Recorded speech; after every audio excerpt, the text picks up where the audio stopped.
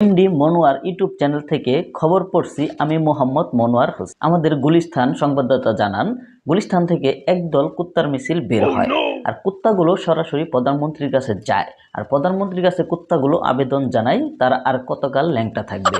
এটা শুনে প্রধানমন্ত্রী আমেরিকার প্রেসিডেন্টের কাছে সংবাদটি জানায়।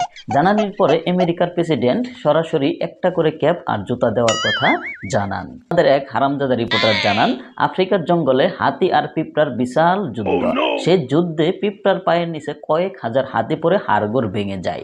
এদিকে শিয়াল পণ্ডিতের কাছে হাতিগুলোকে নেওয়া হলে শিয়াল পণ্ডিত জানান সেই হাতিগুলোকে বাঁচানো সম্ভব হয়নি। অন্যদিকে একটি পিঁপড়ার পা ভেঙে যায়, সেই পিঁপড়াকে ঘোড়ার গাড়ি করে নিয়ে জাপানে নিয়ে যাওয়া হয় চিকিৎসার জন্য।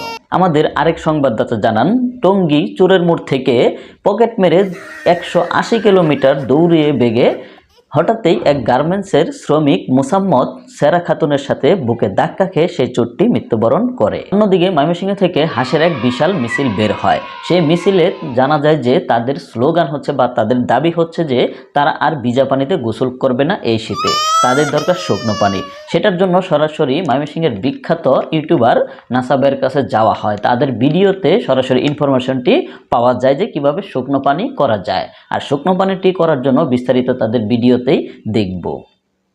এই হুক না পানি ফুনি আছে আশেপাশে, আমি আবার ভিজা পানিটা গোসল করি না।